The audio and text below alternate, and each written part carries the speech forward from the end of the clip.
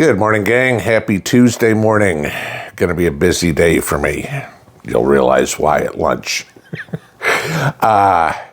So here we are. We are now 146 days away from November 5th, the election. Whether or not it happens is still up in the air. You guys all know that. The Democrats are to the point of, oh my God, we've got to do something. You know, here it is in the last 24 hours. All of a sudden, a tape has been released that Nancy Pelosi admits responsibility for the events of January 6th, the fact that the National Guard wasn't there, that it was her fault, right? Of course, they'll spin this somehow. But that's not the big deal. I mean, you look at going into this election, the two biggest things on people's minds are the economy and the invasion of illegals that we have coming across the southern border, okay? War is number 3. I think abortion's like number 7. You know, abortion's the one that the Democrats think they're going to win the election on. They might want to reconsider that thought, and I think they're starting to learn it, okay?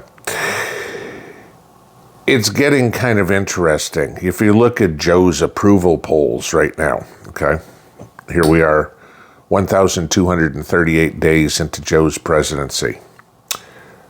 Joe's approval ratings are 10% lower than Barack Obama's at this point. They're 3% lower than Donald Trump's, and you can remember, you know, what was going on with Trump. At this point, we were in the middle of COVID. Get this.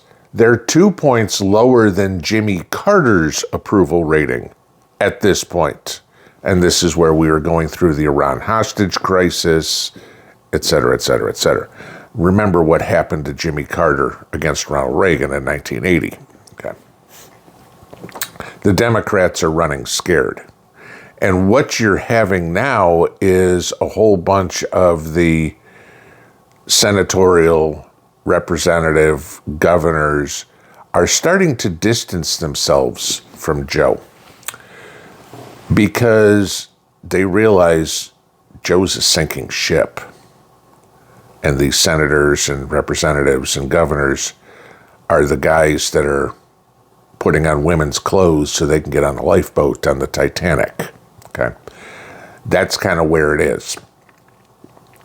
You look at what happened here with polls lately, and I just gave you Joe's approval ratings. There was a YouGov, a very traditional liberal polling organization, that did a poll the other day about Trump's plans to deport all illegals. No dreamers, no illegals. You're not a U.S. citizen, a green card holder, on a visa. You're out of here, okay?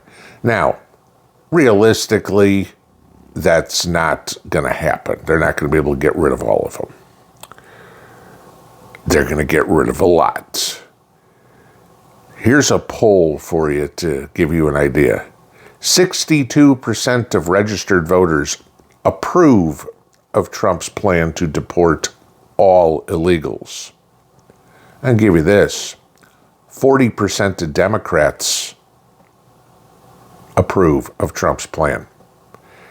Just to give you an idea, 40% of Democrats is higher than the number of people that approve of Joe's presidency. Okay? Joe's in trouble. Joe may get 35, 36% of the vote, a little more than a third.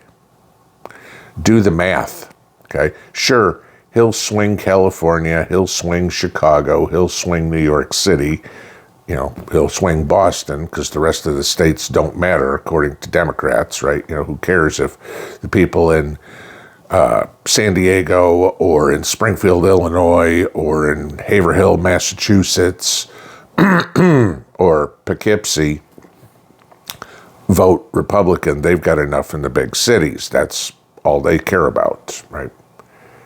except the big cities are starting to turn on Joe. Blacks in Chicago, the Bronx in New York, really? Okay. All of a sudden they're like, no, we're not voting for Joe. Joe's in trouble. Okay. So the number one and number two issues, the economy. As much as Joe loves to promote how we've got the best economy in the world right now, not so much, okay? Maybe we have the best economy in the world. Can't say we do or don't. I don't know about the rest of the economies. But if ours is that good, the rest of them must really suck. So we go into number two. And if you remember, earlier, well, it was last week. It's Tuesday, so it can't be earlier this week. Last week, Joe signed this executive order to limit the amount of illegals, right? Big time lie. And it's been busted now by the Washington Examiner. And I'll link this below. They got hold of a letter sent to Border Patrol agents. I'll just read the first paragraph. U.S. Border Patrol agents in Southern California have been instructed to admit migrants from far-off countries rather than place them in removal proceedings, a move that goes against the White House's Tuesday ban on asylum seekers.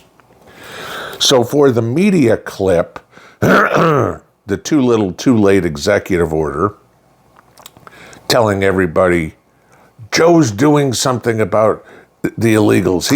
He said forever that he couldn't do anything, but all of a sudden he created an executive order that's written on toilet paper. Because no sooner did Joe sign that, but then out the back door, he sent a letter to Border Patrol saying, ignore that executive order, we're not going to enforce it. Got it, okay. But it made for great media coverage for the mainstream media to go and tell all the sheep that Joe's doing something. Joe ain't doing shit, okay. So you start taking a look at what's going to happen. 62% of the American public agrees with Trump's plan. Now, like I said, how's it going to happen? Sure, they're going to start rounding them up, but you've got all these sanctuary cities. Trump will do something about the sanctuary cities, like cut off the funding to the state, maybe. That might have something to do with it. Like I said yesterday, California gets $46 billion in federal funding. Hey, Newsom, the well's dry. Either get rid of them or go broke faster. I mean, you're doing a good enough job going broke. We're just not going to bail you out anymore. Okay, that's the deal. You start to look at the election coming up, if it happens. Polls are great. I mean, we didn't see Trump leading in polls in 2016. Remember, on election day, they were saying Hillary had a 99% chance of winning. Okay. Polls ain't everything. Do not count on them. Trump was never leading in the 2020 polls. Then, of course, 2 o'clock in the morning came around, and all of a sudden we went from doink for Joe,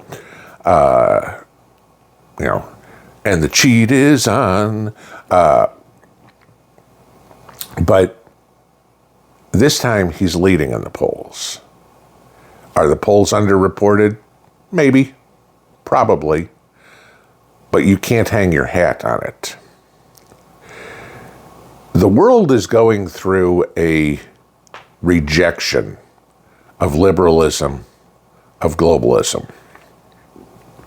If you look at what happened in Europe on Sunday, European Parliament elections, the leftist, globalist, socialists got their ass handed to them, okay?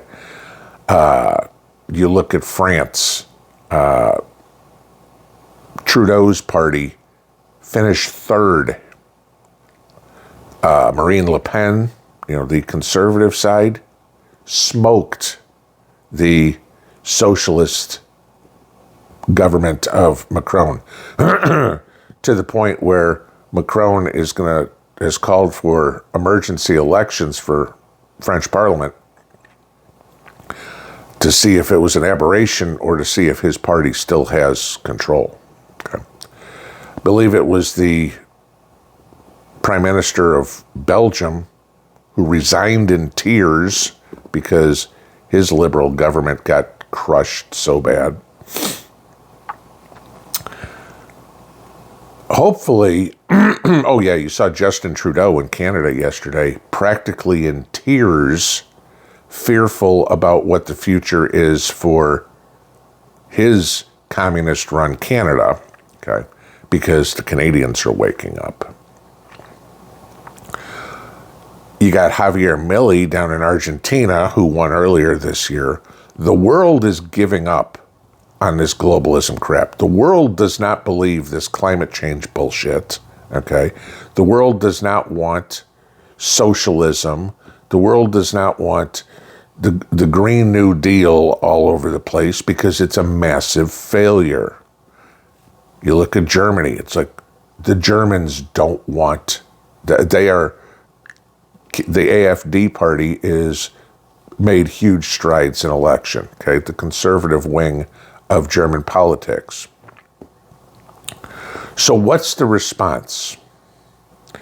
It's the same response we're going to see in the United States in November when Trump wins. Okay? I keep saying when, because if there's an election, I don't think Joe has a chance. I think the silent majority, the conservatives out there, the independents, are going to elect Trump in a landslide. It's not going to be the Reagan-Mondale landslide, but it's going to be damn close.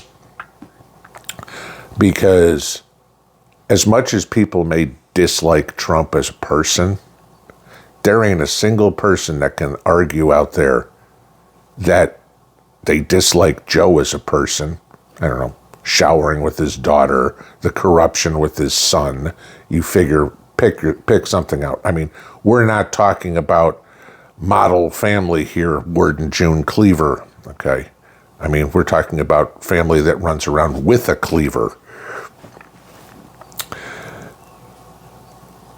The people in the United States are going to come out in droves and say, okay, you know what? My life was better under Trump. I don't like him as a person, don't care. His policies were good. I had more money left out of my paycheck. Gas wasn't as expensive. Food wasn't expensive. I could afford rent. We weren't in all these wars. We didn't have a problem with the southern border. We were actually building a wall to do it. And they're going to come out in droves. But what's going to happen the night of November 5th, the morning of November 6th? It might look like something like this, like what Paris looked like.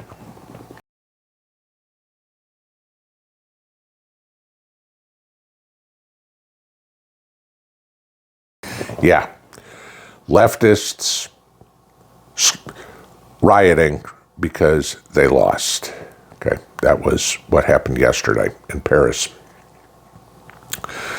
You know, you finish this up and you go, Nancy Pelosi again out saying how Republicans wrap themselves up in the flag and just denigrate the flag. No, Nancy, let me explain this to you. Conservatives in this country are the ones that proudly fly the flag. Even though mine's flying upside down right now, it's still flying. Liberals are the ones that proudly burn our flag. You decide which side of the fence you want to be on. But 146 days from today, we have potentially the last chance, to use their quote, to save our democracy, to save our constitutional republic.